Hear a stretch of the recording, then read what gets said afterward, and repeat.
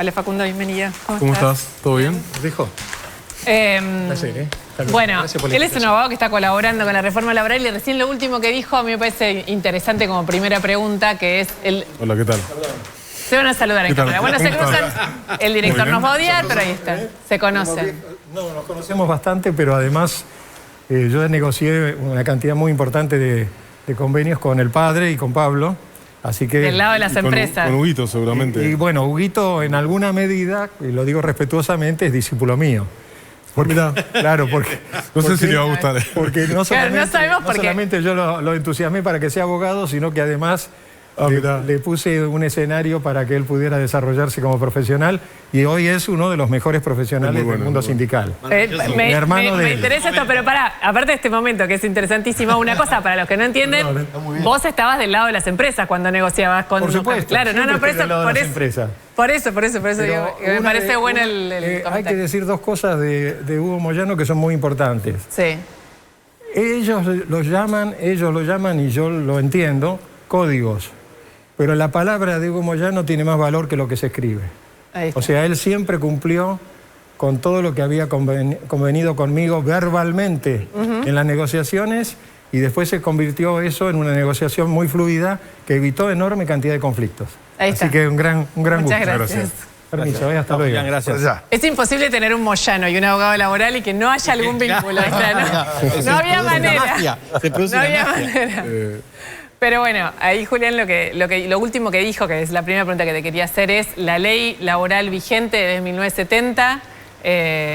Bueno, eso, eso me parece que se puede hasta determinar como una falacia, ¿no? Porque es viejo es malo.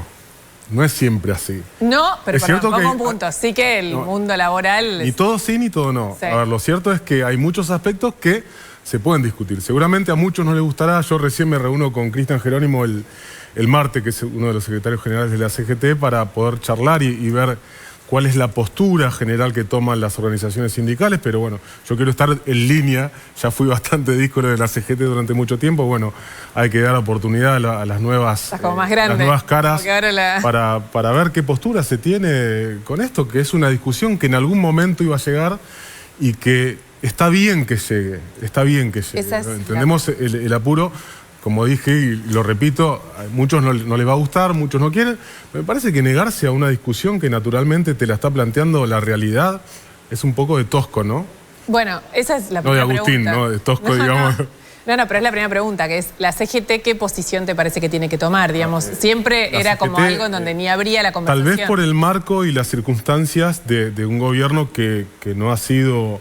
el que propulsa o impulsa el diálogo entre los diferentes gremios, no se tiene una buena impresión de lo que se quiere hacer. Es como que se quiere imponer una determinada cosa. Ahora, naturalmente en el Congreso se va a dar una discusión, va a estar mi hermano Hugo Moyano, es abogado laboralista. Eso, para los que no saben, le dicen Huguito, es tu hermano, sí, es el especialista en leyes laborales. Es el especialista en leyes laborales. Es el que ¿Y él sabe. va a representar a la CGT? Él va a representar a la CGT y va a representar, por supuesto, una postura de defensa de un montón de derechos que están establecidos en la ley 2744, que la realidad es un poco lo que decía. Yo no sé si el número es tal, es otra discusión que hay que dar, pero no sé si hay 8,5 millones de trabajadores que están fuera de la legislación laboral de la ley 2744, pero la realidad es que hay casi un 50% sí de trabajadores que no están dentro de la legislación laboral.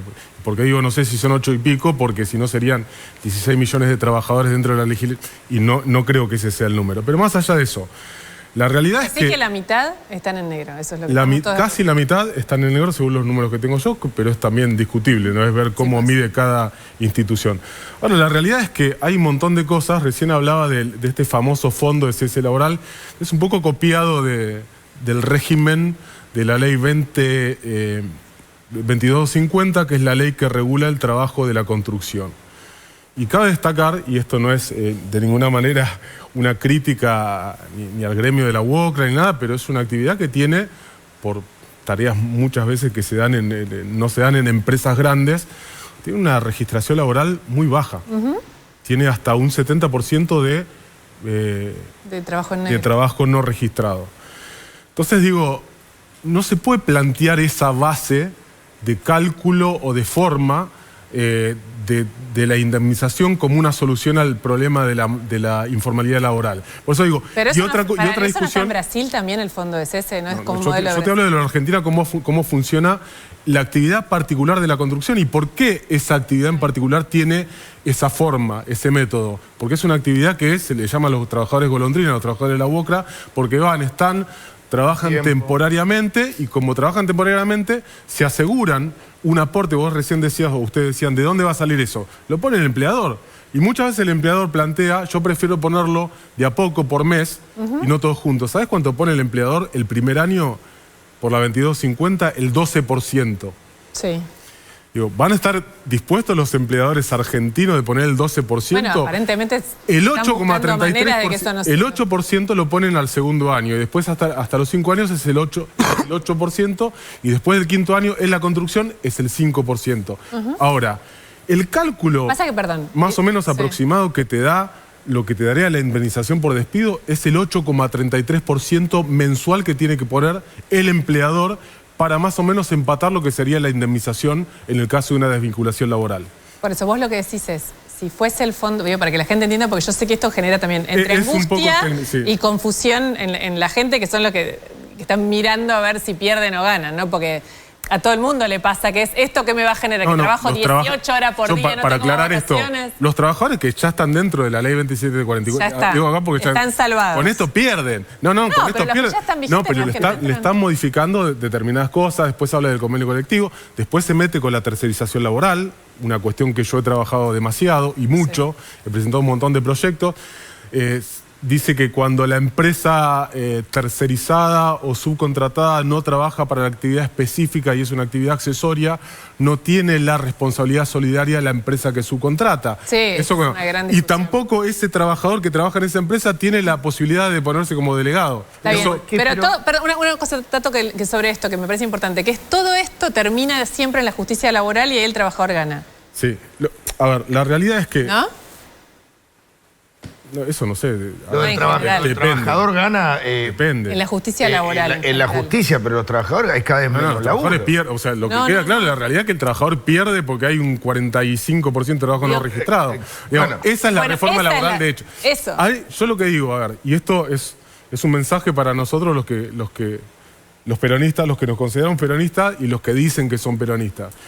No se puede no tener un proyecto o algo para decir, bueno, yo no pienso esto, no pienso el proyecto de Sturzenegger, pero pienso esto. Porque, totalmente de acuerdo. ¿Por qué no estás? Tenemos un 45% de trabajo no registrado, lo que quiere decir que no se hace efectiva la ley de contrato de trabajo. Y en los gobiernos peronistas tampoco. O sea, en el gobierno de Alberto Fernández se hizo efectiva la ley de contrato de trabajo, en el gobierno de Cristina Fernández de Kirchner se hizo efectiva la ley de contrato de trabajo. No. Entonces, ¿cuál es el proyecto del peronismo? Bueno, ahí es donde yo hago un stop y digo, bueno, nosotros tenemos algo, hay que discutirlo, tenemos algo para plataformas, tenemos algo para los trabajadores que están en una dinámica diferente. Los trabajadores gastronómicos, yo creo, porque lo he hablado con algunos dirigentes del gremio gastronómico y he escuchado algunas manifestaciones de Luis Barrio Nuevo, no estarían tan en desacuerdo con esto. O sea, después si estoy diciendo algo que no es, seguramente me van a contradecir, pero digo, hay actividades que por su propia lógica y dinámica, yo no creo que sea esto de las tecnologías. Esta ley es para la tecnología. Pero ¿sí crees que hay que profundizar los acuerdos por sector? Y yo creo que eso está dado. Mientras no vaya por fuera de la ley, eso ya está hecho. Lo que pasa que, bueno, acá hay algunas cuestiones también que hay que dejar la hipocresía de lado. Hay muchos gremios que trabajan con sus empleadores y que hacen acuerdos particulares que no tienen demasiado sustento o no se apoyan directamente en la legislación laboral que plantea la 2744. Entonces digo, estas son realidades que tenemos que empezar a aceptar. Ahora, si vos me planteás que va en contra del derecho sindical, va en contra de la igualdad que tiene que tener el trabajador ante la ley, como cualquier argentino, como cualquier ciudadano, establecida por el artículo 16 de la Constitución Nacional, y bueno, ahí yo te lo voy a discutir.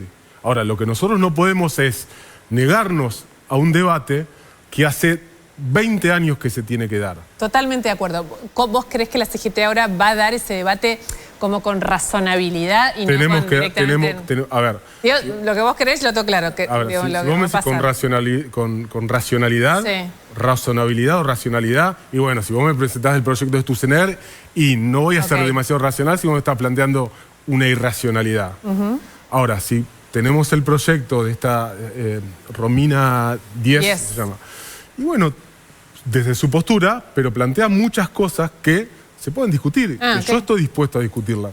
No sé si la CGT las va a discutir, porque te dije, me junto con Jerónimo recién, Jerónimo no mi hermano, Jerónimo Cristian, el martes. Pero bueno, creo que tenemos que estar dispuestos a debatir esto porque es una cuestión que está en la realidad. Hay precarización laboral, hay marginalidad laboral, hay institucionalización de la pobreza, porque muchos dicen, no a la reforma laboral. Y flaco, jurás con una B en la Cámara de Diputados y representás a tipos que están en la marginalidad laboral total y encima le creás una confederación de trabajadores de la economía popular. Entonces no jodas. Vos te estás avalando la marginalidad laboral. Justo le tocó con Grabois, que estás criticando. No hablaba de Grabois yo. Pensé que de Grabois. No hablo de hablando, la última, pero que no tiene que ver con esto, sino sí con el peronismo bonaerense, sobre todo en donde vos tenés también mucha participación, que es lo que pasó en la legislatura bonaerense la semana pasada. La madrugada, para los que no lo saben, en la madrugada del miércoles para el jueves fue esto, en una votación por el endeudamiento de la gobernación, del gobernador Kicillof, para conseguir endeudamiento, necesitaba el apoyo de la legislatura y lo que terminó pasando fue que de madrugada, casi en un escándalo, consiguió los votos del peronismo, de parte del PRO, de parte de la UCR. ¿Con qué contraprestación? Bueno, amplió el directorio del Banco Provincia y resulta que ahora de 8 personas que eran parte del directorio y que ganan entre 15 y 20 millones de pesos en la mano, va a haber 6 personas más, 14 van a estar con directores y además en otros organismos también. Cuando vos ves esa foto, ¿qué pensás vos de la política y qué pensás que recibe la gente? Bueno, no tengo mucho margen para decir, no, eso me gusta, eso está bien. No, claramente no está bien. Pensé que me ibas a hacer una pregunta de fútbol. Estoy para eso, pero voy a terminar después. No, pero ¿Estás para hablar del Chiquitapia? Pero ya terminaste con esa, así que nos quedamos ahí. Dale, pero contestame esto. No, pero en serio, digo, no, la verdad que... Es muy grave lo que pasó. No puedo, no tengo margen, aparte no me dejaste margen, me hiciste la pregunta ya con el análisis y con la postura que... obviamente son cosas y son gestos que no gustan y que caen mal, no solamente a mí, al conjunto de la sociedad, digamos. Al final es un intercambio, pero bueno. A ver, mal de mucho, consuelo de tonto, pero eso es lo que pasa en la política y lo que pasó siempre. Y la última, ahora de verdad, y no es sobre fútbol. El sindicato de peajes hizo toda una transformación como de democracia sindical, en donde no hay reelección indefinida del secretario general, tiene alternancia, tiene como todo un sistema, si querés, cuando hablamos de reforma, más moderno en cuanto a democracia sindical, pero no es una película que uno vea en los grandes gremios de la Argentina. Es lo que nosotros planteamos, lo que yo planteé en lo particular es, con un presidente. Tomamos eso, pero ¿por qué no y pusimos al secretario adjunto también como si fuera el vicepresidente. Y bueno, tenés que preguntar a los demás. Yo lo planteé y lo hice. Está bien. Digamos, pero en camioneros tampoco pasa. Si después no me siguen, bueno, tendré poco poder de convicción. Pero en camioneros tampoco pasa. Eso que tengo poder de convicción, ¿eh? Sí. Hay que ver si se vuelve a presentar adentro en peajes. De la familia, no tanto. Gracias a vos por venir. Un placer.